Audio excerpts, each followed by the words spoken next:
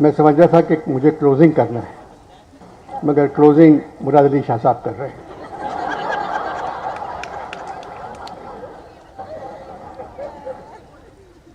कराची अदबी फेस्टिवल में एक सेशन सदर मुमलिकत मोहतरम आरिफ अलवी साहब का था, एक सेशन वफाकी वज़ीर मोहतरम असद उमर का था, एक सेशन नून के पुराने वज़ीर मुफ्ता साहब का था।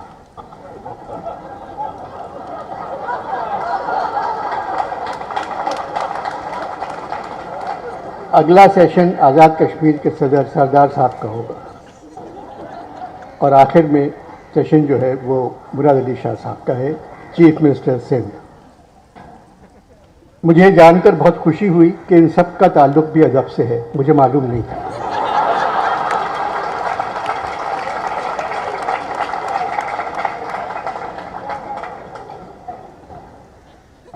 मुझे आज कुछ बोलने के लिए उन्वान दिया गया था, मेरी मर्जी। मेरी उम्र 82 साल है। 82 बरस की उम्र में जिस्म ही नहीं रहता तो मेरी मर्जी कैसे चले।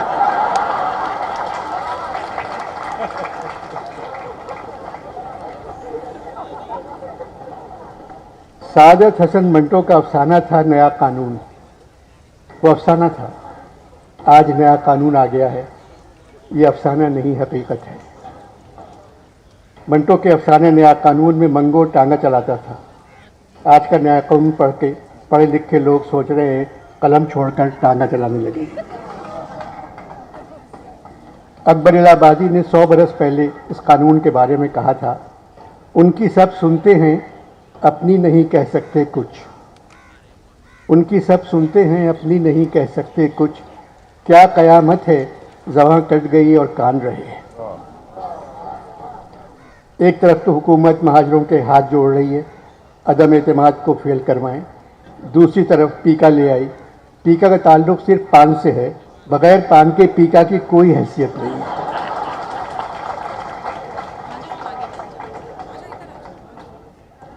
नब्बे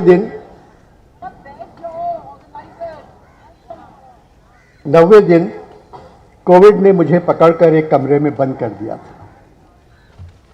कोविड के बगैर भी यहाँ सांस लेना दुश्वार था, मगर इस बीमारी ने सांस को गोद ले लिया था। 17 दिन ऑक्सीजन पर रहा, तकरीबन 70 दिन ऊपर टंगी हुई पानी की बोतलों पर। दूसरी हर किस्म की बोतलों को डॉक्टर ने मुझसे दूर रखने के लिए कहा।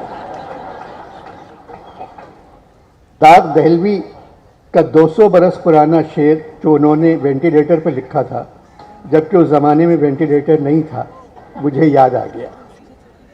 देख लेने को तेरे सांस लगा रखा है, सांस लगा रखा है, ये वेंटिलेटर है। देख लेने को तेरे सांस लगा रखा है, वरना बीमारे गमे हिज्र में क्या रखा है। कमरे में कोई नहीं आता था, मैं अकेला था। मशीनें लगी हुई थी, बेगम और बच्चे दरवाजे के बाहर से देखते थे। जानिसार की एक नज़्म मुझे याद आई, मत रोको इन्हें पास आने दो, ये मुझसे मिलने आए हैं। मैं खुद न जिन्हें पहचान सकूं, कुछ इतने धुंधले साए हैं।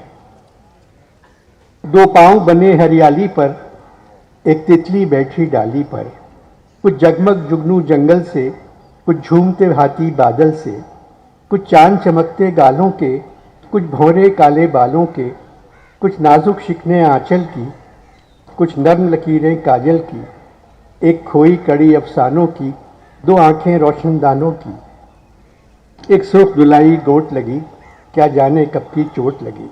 मत रोको इन्हें पास आने दो, ये मुझसे मिलने आए हैं। एक छल्ला फीकी रंगत का, एक लॉकेट दिल की सूरत का, रुमाल कई रेशम से कड़े, वो खत जो कभी मैंने न पढ़े। कुछ शेर पुरानी गज़लों के, उन्वान अधूरी नज़मों के, टूटी हुई एक अश्कों की लड़ी, एक खुश कलम एक बंद घड़ी। कुछ साथी छूटे छूटे से, कुछ रिश्ते टूटे टूटे से, कुछ बिगड़ी बिगड़ी तस्वीरें, कुछ धुंधली धुंधली तहरीरें। मत रोको इन्हें पास आने दो, ये मुझसे मिलने आए हैं। बस यूँ समझ लें, कोविड ने मेरा जुलूस निकाल दिया था। जुलूस के असली मानी हैं बादशाहों या अमीरों की सवारी। आज बगैर कोविड के बिलावल भुट्टो सिंध से जुलूस निकालकर इंसाफ का तख्ता उलटने निकल पड़े हैं। शाह महमूद कुरैशी अली जैदी जुलूस निकालकर मोहम्मद बिन कासिम बन गए, सिंध पर चढ़ाई कर रहे हैं। अली जैदी ने कहा, जिन लोगों को इस्लामाबाद अपने काम से जाना था वो बिलावल के जुलूसी गाड़ियों में बैठ गए और किराया बचा लिया।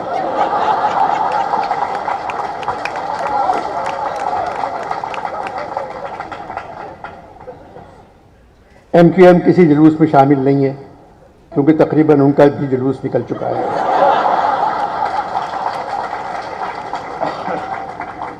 सोच रही है मैं इधर जाऊं या उधर जाऊं, बड़ी मुश्किल में हूं, मैं किधर जाऊं। शाह महमूद कुरैशी ने कहा, हमारे साथ लोग तब्दीली की वजह से आए हैं। कुरैशी साहब, तब्दीली तो 3 साल पहले आ चुकी है, क्या ये फिर तब्दीली चाहते हैं? फिर कुरैशी साहब ने कहा, नहीं अनवर, सिंध में तब्दीली चाहते हैं साहब। सिंध में तब्दीली के लिए तहरीक इंसाफ को पहले भुट्टो को मारना होगा। जब तक भुट्टो जिंदा है सिंध में तब्दीली नहीं आ सकती।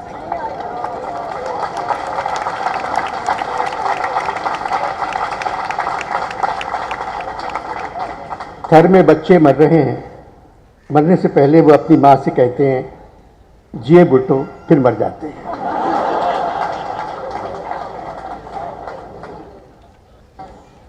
तहरीक इंसाफ को तब्दीली लाने के लिए भुट्टो के नाम को इस्तेमाल करना होगा। भुट्टो जैसा सिंध को रोशन देखना चाहता था, हम भी सिंध को उतना ही रोशन देखना चाहते हैं। हर तकरीर में आपको कहना पड़ेगा, सिंध के लिए हमारे सारे मंसूबे बेनज़ीर हैं और जब मुकम्मल हो जाएंगे तो सिंधियों को नुसरत मिलेगी।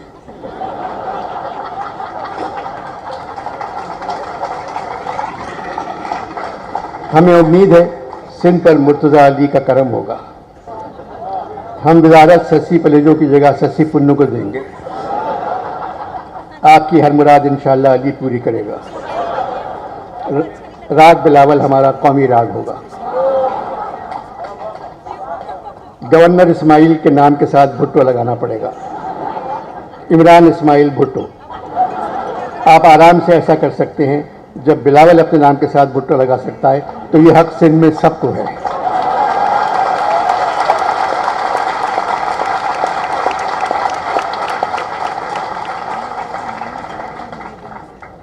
जैदी खुरवली,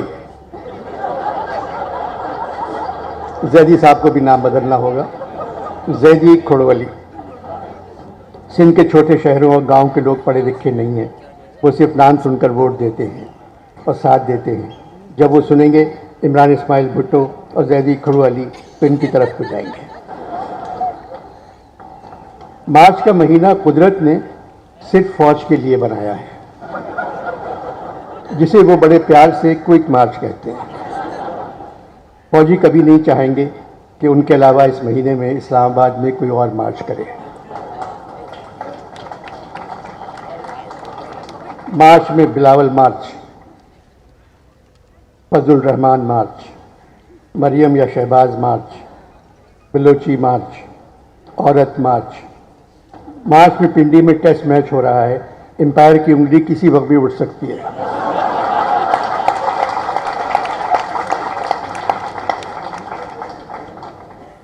फौज ने मार्च शुरू कर दी तो फिर क्या होगा? फवाद चौधरी और शेख रशीद ने कहा, हमारी हुकूमत और आर्मी एक पेज पर हैं। शायद इन दोनों को पता नहीं, दूसरे पेज पे नेवी है।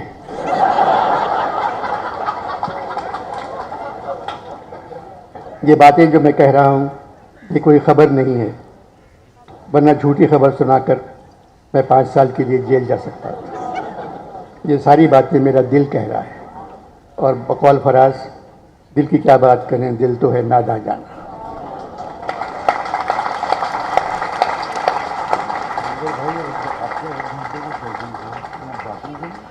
नहीं बस कुछ सुनाऊंगा कुछ।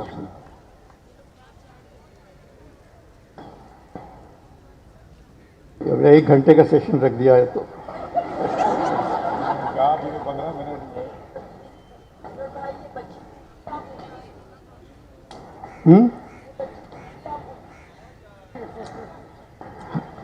हाँ बेटा,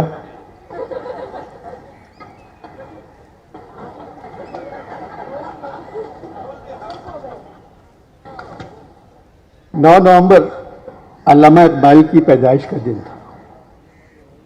दुबई एक्सपो के पाकिस्तान पवेलियन में मुझे इकबाल पर बात करने के लिए बुला लिया गया।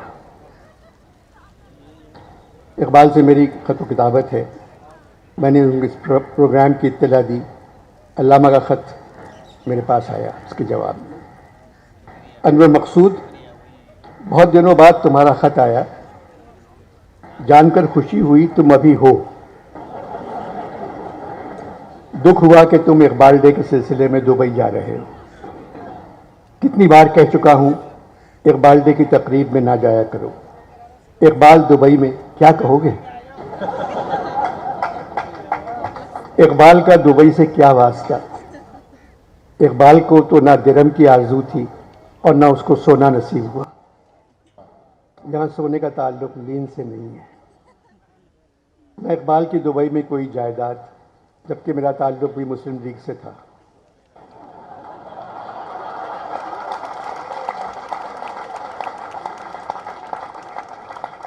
न मेरे पास दुबई का वीज़ा, न मेरा कोविड टेस्ट। इमारात के जहाज़ में इकबाल को दुबई कैसे ले जाओगे?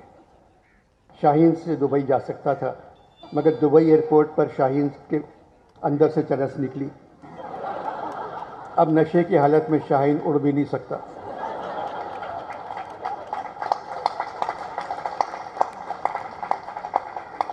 मेरी बात मानो, जिस इदारे में तुम काम करते हो ARY, उसके सरबराह हैं हाजी इकबाल। तो 50 साल से दुबई में रहते हैं। तुम मेरे बजाय एक्सपो में हाजी इकबाल डे मना लेना। हाजी इकबाल नफीस इंसान है, सारा दुबई उनको जानता है, और सबसे बड़ी बात, हाजी इकबाल दुबई वालों की समझ में भी आ जाएंगे। अगर वो राज़ी ना हुए तो फिर तुम इकबाल बानो डे मना लेना। वो भी नवंबर में पैदा हुई थी, मुझसे 2 दिन बड़ी थी।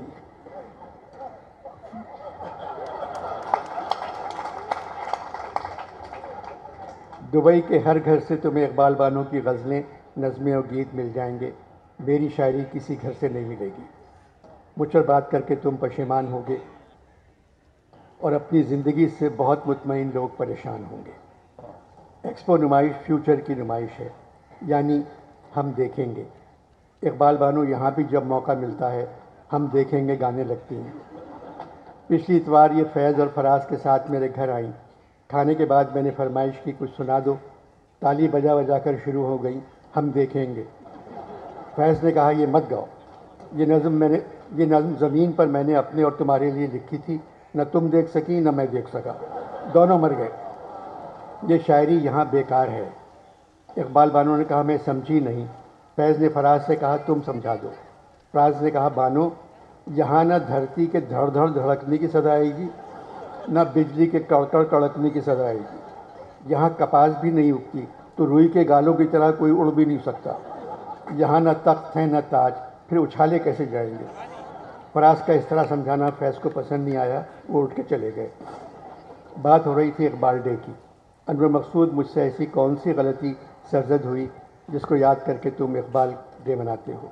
मेरा कसूर सिर्फ इतना था, मैंने एक तकरीर में कहा था, हिंदुस्तान के मुसलमानों को हिंदुस्तान उनका हक नहीं देगा तो फिर मुसलमानों को अपनी रियासत अलग बनाना चाहिए। कायद ने मेरी बात मान ली। पाकिस्तान की करारदाद मंजूर होने से 2 साल पहले मैं मर गया, इस डर से नहीं कि करारदाद मंजूर न हो जाए।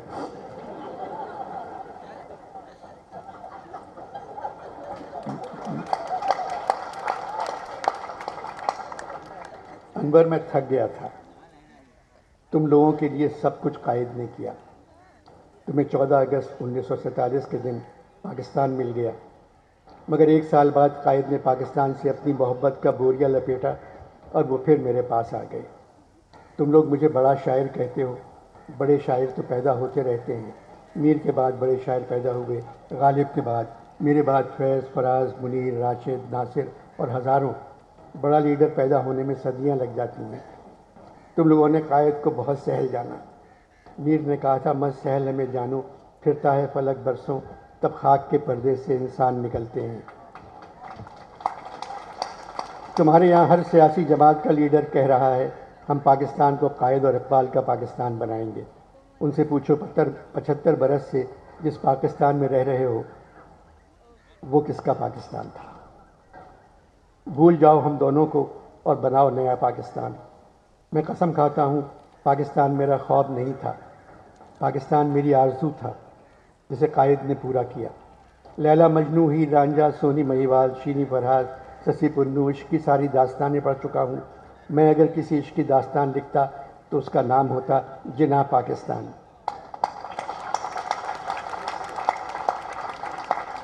जिना को पाकिस्तान से इश्क था, मोहब्बत थी। अनवर मकसूद मोहब्बत एक ऐसी बुनियाद है जिसमें कोई रखना नहीं पड़ता और सब बुनियादें अपनी जगह से हिल जाती हैं, ये कभी नहीं हिलती। कायद के पास राह तलब यानी पाकिस्तान हासिल करने की राह में कोई सामान नहीं था, सिर्फ इश्क का वसीला काम आया और कायद ने पाकिस्तान पा लिया।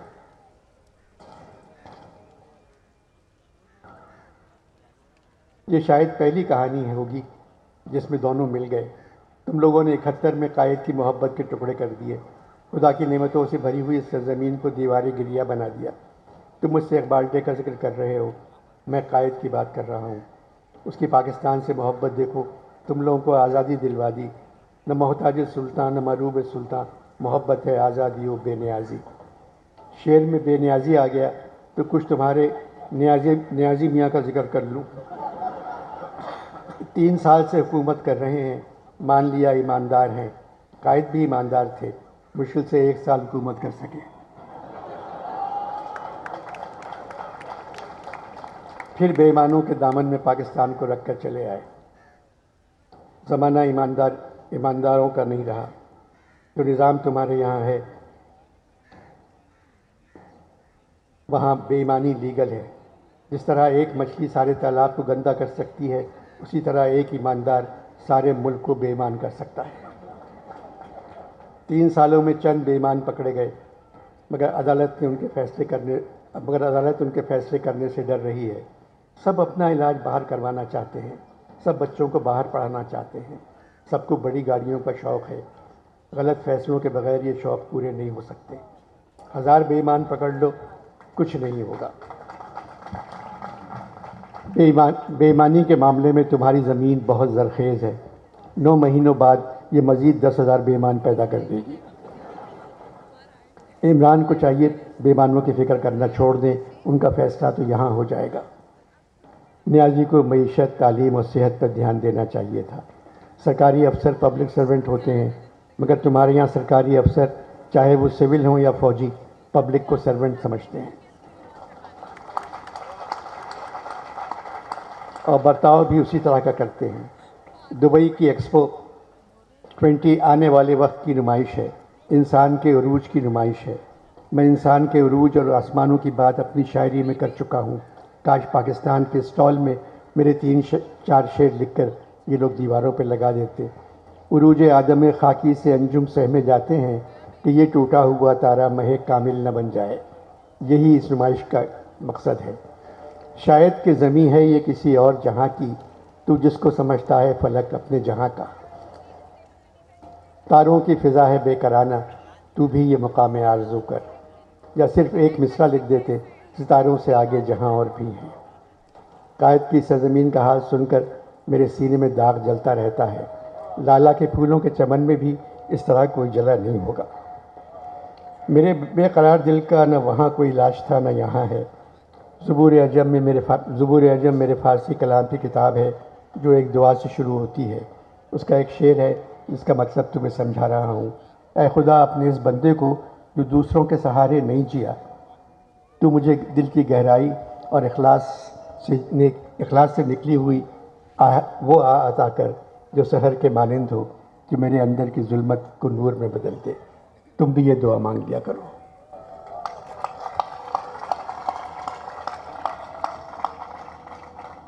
एक ये फर्जी इंटरव्यू है मेरा, और मैं एयरवाई में हूँ, डायरेक्टर बोर्ड पे हूँ, मगर वो भी इसको रिकॉर्ड करने के लिए तैयार नहीं है। कह रहे अभी रुक जाए। ये एक फर्जी इंटरव्यू है। सर, आप चाह रहे हैं पाकिस्तान रियासत मदीना बन जाए? जी, ये मेरा मिशन है। आप खुद को टॉम क्रूज समझते हैं? क्या मतलब मिशन इम्पॉसिबल? मेरे लिए लफ्ज़ इम्पॉसिबल कोई मानी नहीं रखता है। रियासत मदीना तो बनाऊंगा। सर आप खुद सिद्दीक हैं, सच्चे।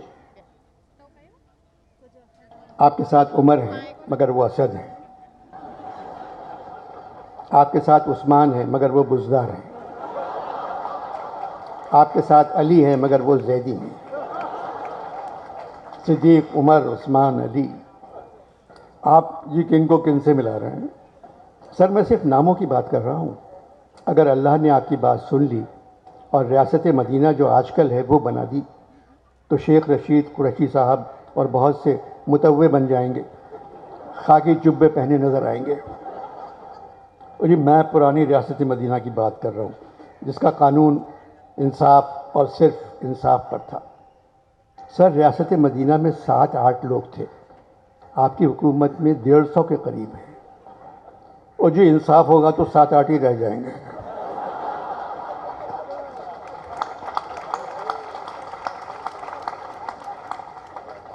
जब हम रियासत मदीना की बात कर रहे हैं तो हुजूर का नाम और उनका जिक्र सर बार बार आएगा। जी उस नाम के बगैर तो रियासत मदीना कुछ भी नहीं। सर हुजूर ने फरमाया था सबसे पहले उस्मान मेरे साथ जन्नत में होगा। जी फरमाया था, तो आपने इसी वजह से उस्मान को पंजाब का चीफ मिनिस्टर बना दिया। जी आप गनी को बुज़दार से क्यों मिला रहे हैं? तौबा करें। सर हुजूर खुद इंसाफ करते थे, वहाँ कोई सुप्रीम कोर्ट या नैब नहीं थी। जी हाँ, तो फिर आप सुप्रीम कोर्ट को ख़त्म करके खुद इंसाफ करें। और ये आप किस किस्म का सवाल कर रहे हैं? सर रियासत मदीना की बात कर रहा हूँ। हुजूर ने फरमाया था मैं आखिरी नबी हूँ, ख़ातिम, मेरे बाद कोई नबी नहीं आएगा। जी हाँ हुजूर ने कहा था ये मैं आखिरी नबी हूँ। तो सर क्या आप भी ऐलान करेंगे मैं पाकिस्तान का आखिरी वज़ीर आज़म हूँ, मेरे बाद यहाँ कोई वज़ीर आज़म नहीं आएगा?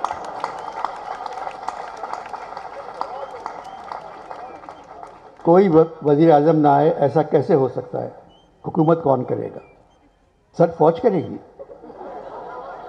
फौज कब तक करेगी? सर अबद तक।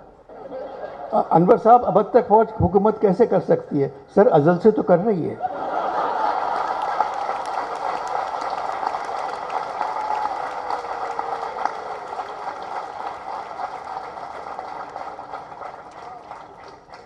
सर आप जावेद का मतलब जानते हैं? जी जी अल्लामा इकबाल के बेटे थे। सर जावेद का मतलब है हमेशा, दाइम, सदा। हमारी फ़ौज के सरबराह का नाम भी जावेद है। वो जी उनकी मुलाजमत तो दिसंबर में ख़त्म हो रही है। सर फ़ौज तो ख़त्म नहीं हो रही है। मैं तो जी आपको एक पढ़ा लिखा आदमी समझता था अनवर भाई। सर करप्शन के बजाय तालीम पर जोर दें। इस उम्र में शायद पढ़ लिख जाऊं। मेरी दुआएं अब भी आपके साथ हैं। आप रूस के दौरे पर जा रहे हैं। जी हाँ, हमारे पहले वज़ीर आज़म लियाक़त अली ख़ान पहले गैर मुल्की दौरे पर अमेरिका के बजाय रूस चले जाते तो आज हमारे हालात बहुत बेहतर होते। देखिए जी लियाक़त अली ख़ान भी सच्चे इंसान थे, उन्होंने सच्चे अमरीकी दावत कबूल कर ली। सर सच्चा अमरीकी कहाँ से मिल गया? उनको ट्रू मैन ने बुलाया था। सर आपको रशियन आती है? और जी रशियन इशारों से समझ जाते हैं कौन क्या कह रहा है। सर ये खाली दुबई में है।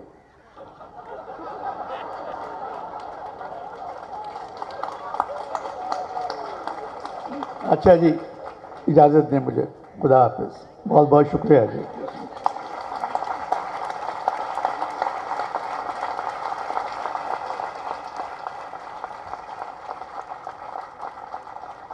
हो गया टाइम? अभी है टाइम?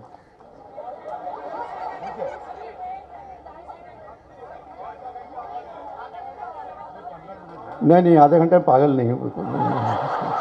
नहीं 14 मिनट हैं। अनवर भाई कुछ और चले सुनाएं तो जी। चले मैं आपकी मर्ज़ी पे एक चीज़ सुनाता हूँ।